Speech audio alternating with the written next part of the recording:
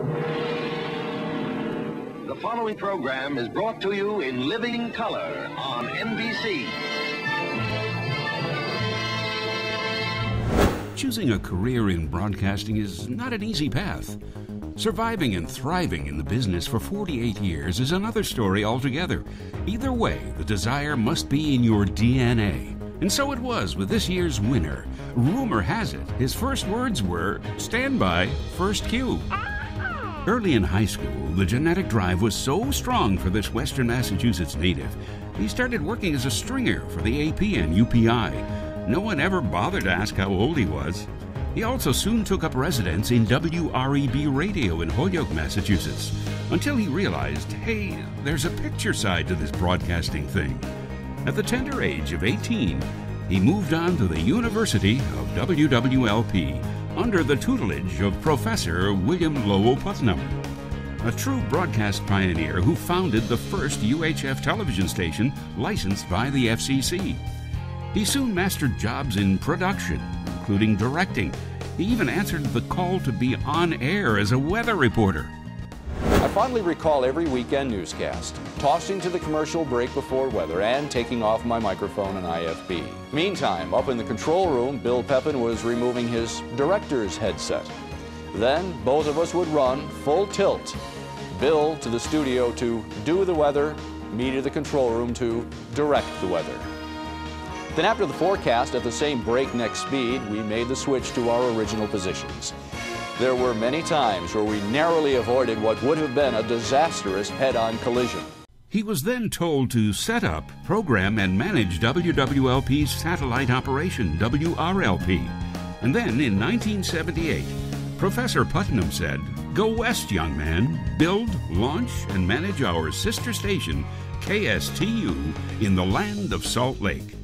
And so it was done. At 28, he was the youngest television general manager in the United States.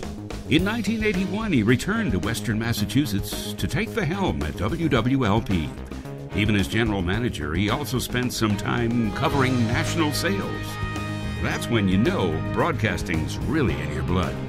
Over the years, no job has ever been beneath him, whether it's building sets or leading crews on remote broadcasts, like the elevation of a Massachusetts Cardinal in Rome, the election of Pope John Paul II, the Torino Olympics, visiting the ancestral lands of many viewers, including Poland, Russia, and France, and following a local balloonist in Austria. He also dispatched crews to the fall of the Berlin Wall, the Florida Keys, and Cape Cod, incorporating educational opportunities for local schools. The key, he always made sure there was a local angle. Okay, the 2-week trip to Hawaii to visit the set of Magnum PI was a bit of a stretch, but he always found a way to have the clients pay for it. In 1999, he managed to move WWLP's business offices and studios off of a remote location on Proven Mountain in Agawam, building a new 46,500 square foot state-of-the-art facility in Chicopee. For your information, the blueprint that he was given by the former corporate group called for a 17,500 square foot building, but he built the bigger building not only on time, but also for the same budget as the smaller design without spending a nickel more. Under his guidance, WWLP has remained the gorilla in the market, dominating ratings, attending a 62% news preference rating, and winning awards, regional Moros, Promax Local, regional Emmys, and so forth and so on. But even more noteworthy, he has carried on through 7 ownerships. Longtime network affiliate relations representative Loretta Alden noted in the long history of NBC, they could not find an NBC general manager with as long a tenure or service. So how did he survive 7 owners? Easy, he just kept sending them bags of gold. His mentor, Bill Putnam, taught him the key to a successful television station is to keep the best interests of the public first.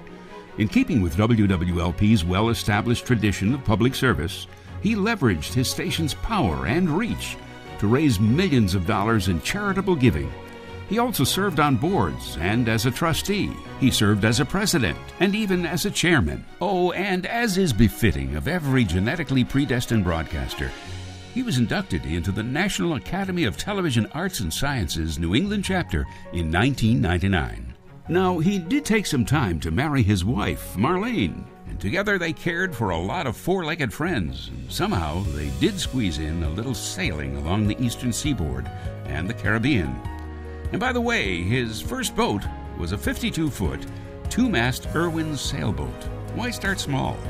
And they also traveled throughout Europe, the Orient, South Africa, and parts of the Middle East, all the while learning to speak Italian. Buonasera. But no matter where he was, he would always stop long enough to check, did we cover that story? So tonight, we honor our 2017 Broadcaster of the Year. Ladies and gentlemen, a born broadcaster, celebrating his 48th year in the business. A man who always marches to the beat of his own drum. WWLP's Vice President and General Manager, Bill Pepin.